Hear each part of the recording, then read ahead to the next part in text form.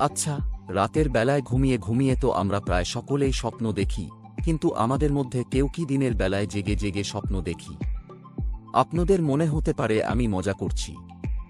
সত্যি বলছি, একটুও মজা করছি না। একজন বা দুজন নয়, জেগে স্বপ্ন দেখে একটা গোটা গ্রাম। অবাক হচ্ছেন, তাই না? তাদেরকে স্বপ্ন দেখাচ্ছেন এক দল ভালো মানুষ। চলুন আজকে আপনাদের সেই স্বপ্নের গ্রামের গল্প বলি। শীত হোক কিংবা বসন্ত, ভ্রমণ পিপাসুদের কাছে নতুন নতুন ডেস্টিনেশন হলো বেঁচে থাকার মূলমন্ত্র। আমাদের মধ্যে অনেকেই ঝাড়গ্রাম গেছি, কিন্তু ঝাড়গ্রাম বেড়াতে এলে সাধারণত এই জেলার নামকরা স্থানীয় দ্রষ্টব্য স্থান ঘুরে চলে আসি। কেউ কেউ অবশ্য বেলপাহাড়ি বা কাঁকড়াঝোড়ও বেড়াতে যান।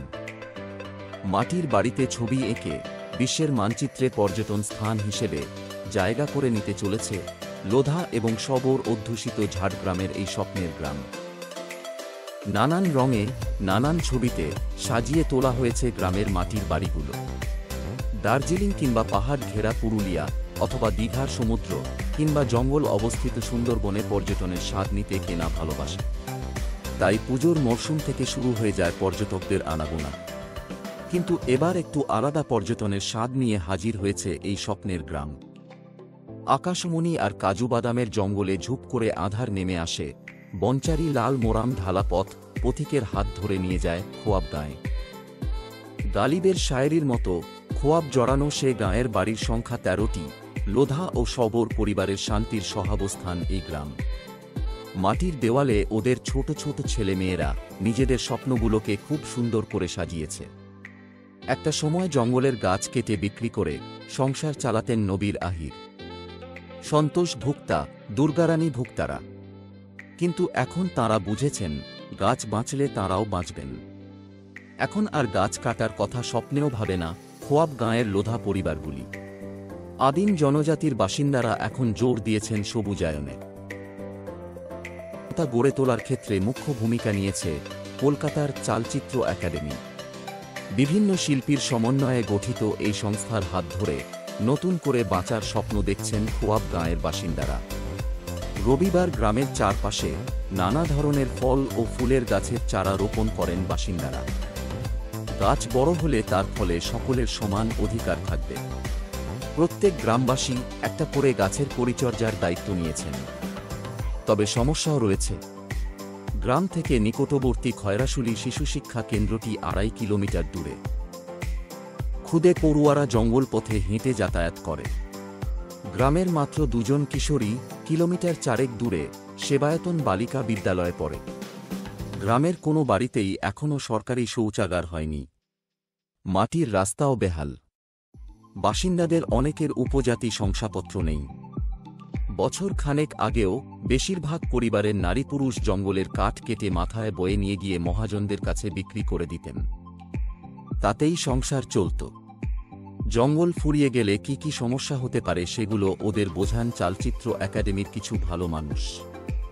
মাস আটেকের চেষ্টায় সুফলও মিলেছে। এই গ্রাম লালবাজার নামে পরিচিত ছিল, কিন্তু বছর ৫ আগে দায়িত্ব নিয়ে এই গ্রামের ভোল পাল্টে দেন কলকাতার চালচিত্র একাডেমি সংস্থার লোকজন। সংস্থার সদস্যরা গ্রামে ঘুরতে এসে কথা বলেন স্থানীয় গ্রামবাসীদের সঙ্গে। গ্রামের লোধা, শবর ও কুরুমি পরিবারদের দেখে তাদের স্বাক্ষর করার সঙ্গে সঙ্গে স্বনির্ভর করে তুলতে এবং একই সঙ্গে পর্যটন কেন্দ্র হিসেবে এই লালবাজারকে গড়ে তুলতে একটি পরিকল্পনা করেন। প্রথমেই তারা গ্রামের নাম পাল্টে নাম রাখেন খোয়াব গাঁ। পড়া আদিবাসী অধ্যুষিত শ্রেণীর অন্যতম লোধা শবর পরিবারের সদস্যদের এবং বাচ্চাদের ট্রেনিং দেওয়া শুরু হয়। এই গ্রামে সব মিলিয়ে রয়েছে ১৩টি বাড়ি। সেই বাড়িতে বিভিন্ন প্রাকৃতিক দৃশ্য আঁকা শুরু হয়। প্রতি বছরই এই চিত্র পরিবর্তন করেন সদস্যরা। প্রথম এই চিত্র আঁকতেন সংস্থার সদস্যরা, কিন্তু পরবর্তীকালে এই চিত্র আঁকেন এই এলাকার লোধা শবর পরিবারের ছেলেমেয়েরা। তাদের দক্ষ করে তোলা হয়েছে এই কাজে। সেই লালবাজার এখন খোয়াব গাঁ হিসেবে পরিচিত। পাশাপাশি গাছের মূল শিকড় দিয়ে একটি সংগ্রহশালা তৈরি হয়েছে। ছাঁচ নিয়ে এসে ডোকরার কাজের প্রশিক্ষণ দেওয়া হচ্ছে। ঝাড়গ্রাম থেকে বেড়াতে আসার অন্যতম একটা কেন্দ্র হয়ে উঠছে এই খোয়াবগাঁ। এবার পর্যটকরা এখানে এসে যাতে রাত্রিবাস করতে পারেন সেই চেষ্টাও করা হচ্ছে। গ্রামে কটেজ তৈরি করার ভাবনা চিন্তা চলছে। পরিবারগুলিকে আর্থিক সাহায্য করে তাদের আধুনিক যুগের সঙ্গে মেলানোর প্রস্তুতি নিচ্ছেন সংস্থার সদস্যরা। এর গা দিয়ে বয়ে চলা কেচেন্ডা খালের জল এবং সবুজে ঘেরা জঙ্গলমহলের প্রাকৃতিক দৃশ্য উপভোগ করবেন পর্যটকেরা। জঙ্গলমহলে এই লোধাসবর অধ্যুষিত খোয়াবগাঁ যে আগামী দিনে প্রথম সারির পর্যটন কেন্দ্র হিসেবে ছাপ ফেলতে চলেছে তা বলাই বাহুল্য।